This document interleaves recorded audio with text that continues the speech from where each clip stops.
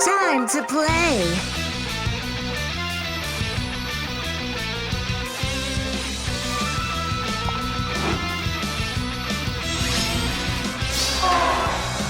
If that's what you want, stealthy as can be. Gotta cool off. Yes.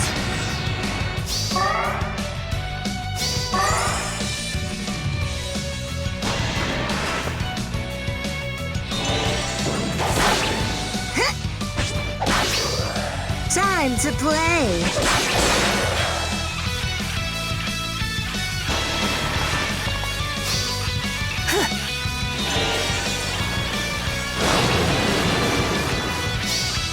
No hard feelings, dear.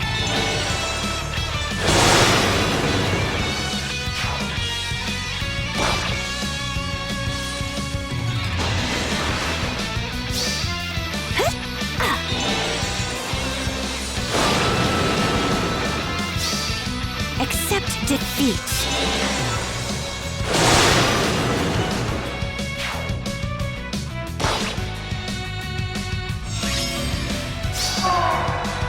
Ready, sweetie?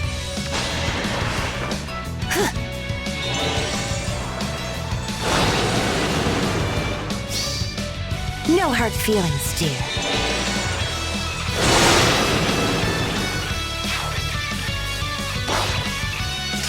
Orders? Very well. Of course.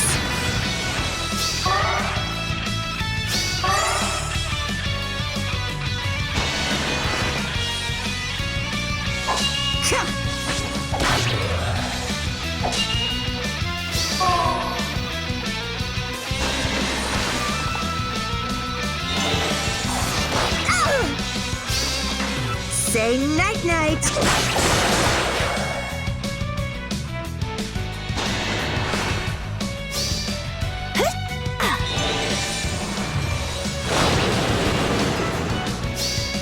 Accept defeat.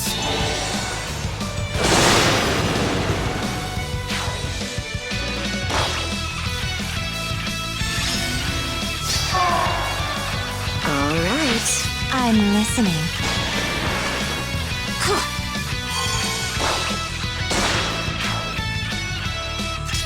Orders? Time for a swim?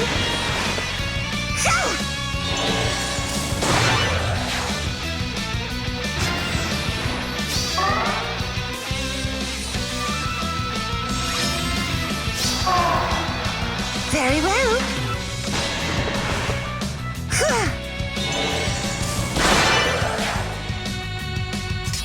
Orders? For me?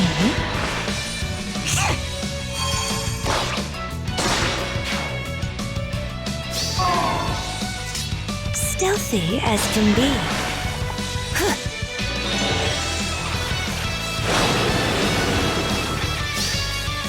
Your life is mine.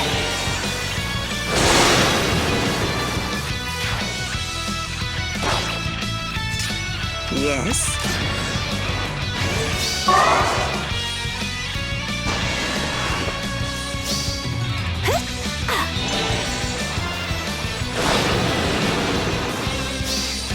No hard feelings, dear.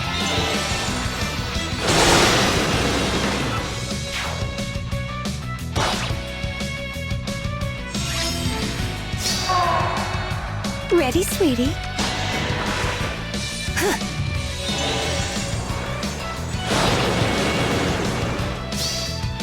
Accept defeat.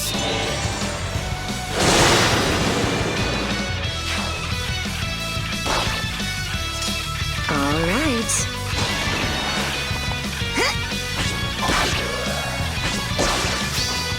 Sweet dreams.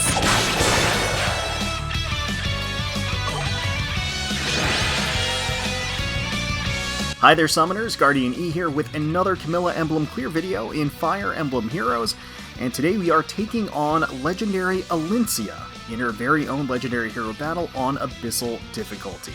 So we have the Undaunted Queen in the game. She is looking as regal as ever. Just take a look at that opulent golden armor, that shiny, gorgeous green hair, and she is an absolute offensive beast. She really does tear it up on the battlefield.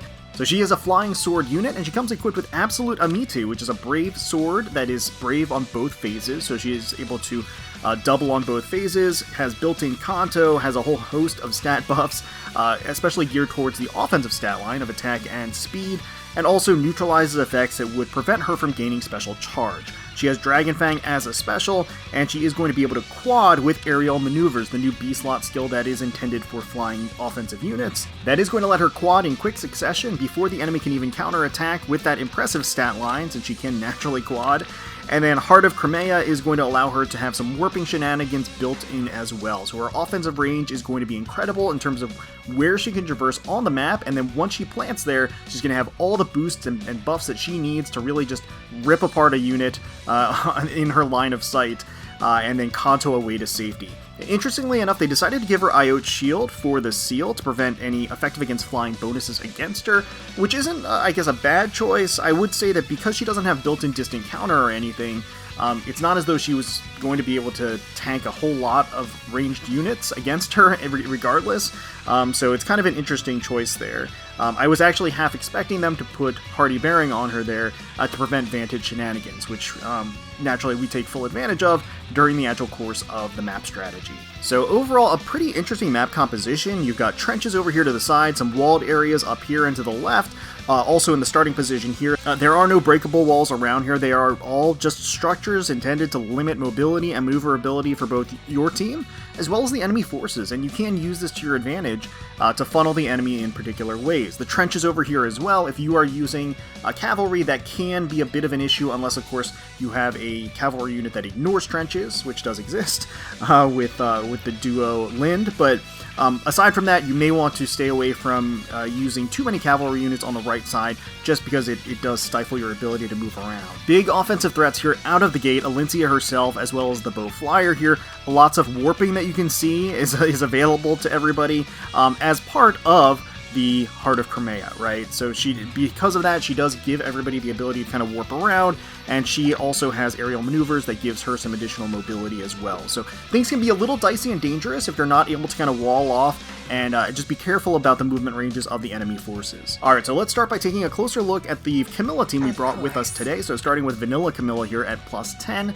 15 Dragon Flowers, attack and speed assets, Summoner Support, Arcane Downfall with Attack Refine, Reposition, Ether, Distant Stance, Quick Riposte, 4 Joint Distant Guard, and Defense Res Form 3 for the seal. We've got Summer Camilla here, +10, Attack Asset, 10 Dragon Flowers, Summoner Support, Packed Blooms Plus with Attack Refine, Reposition, Draconic Aura, Swift Sparrow 3 for the A slot, Desperation 3 for the B slot, Goad Flyers, and Swift Sparrow 2 for the seal. We've got Brave Camilla, Light of Nor Camilla, +10, 15 Dragon Flowers, Attack and Speed Assets, and Summoner Support, Native Sangreether with Special Refine, Rescue Plus, Holy Pressure, Attack Speed Catch 4 for the A slot, Poetic Justice, Goad Flyers, and Attack Speed Catch 3 for the seal. And then finally we have Ninja Camilla, Midnight Bloom Camilla, +10, +5 Dragon Flowers, Attack and Res Assets, Flowery Scroll, Reposition, Glimmer, Close Salvo, Seal Res 4, Attack Res Hold, and Attack Res Rain 3 for the seal. So Legendary Elincia's biggest weakness is that she's a little bit of a one-trick pony.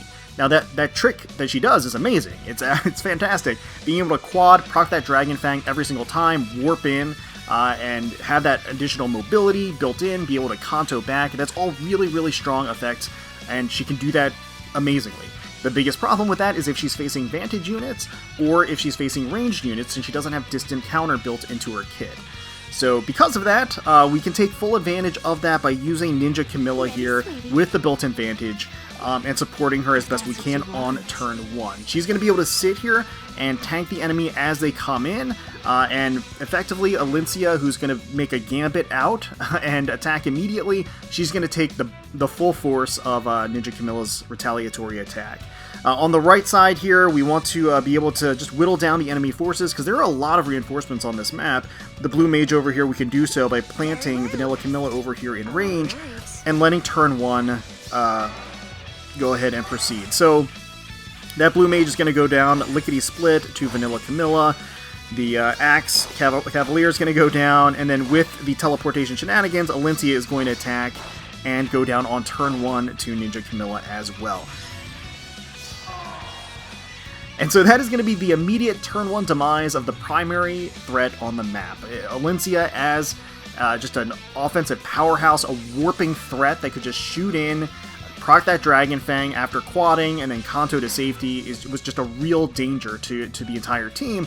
Being able to take her out right away, not only that, provided amazing utility to the rest of the enemy troops in terms of mobility and warping capability. Removing those movement shenanigans from the enemy forces is just a huge help in strategizing and planning out against them.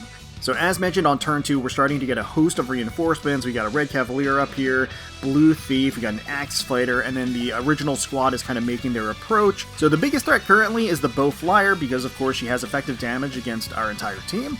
She also does have Guidance 4, so anytime you can eliminate warping capability on the enemy side, it's something worth doing. So we're going to use Ninja Camilla to play her phase and take out the Bow Flyer up here right quick.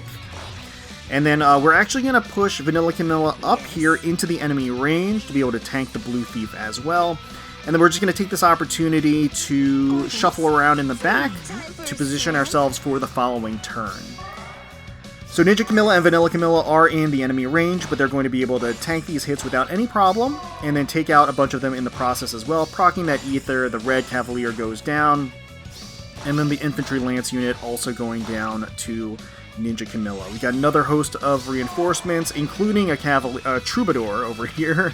So we got 2 healers side by side. That's always fun. Interestingly enough, this Troubadour is set up with the Pain plus Savage Blow combination. It's actually a kit you don't often see on the enemy side, and if you do let her attack you, that is going to do significant chip damage to your entire team potentially if they're in close proximity to each other, which will allow other units to be able to kind of pick them off. So just be careful about that. So we are going to offensively reposition Brave Camilla with Vanilla Camilla here so she can get in the range of taking out the Green Flyer. And then we are going to reposition Brave Camilla back, just to rearrange for the following turn. And then we are going to use Summer Camilla to finish off and pick off the Blue Thief up here as well. So that keeps us out of danger range, nice and safe.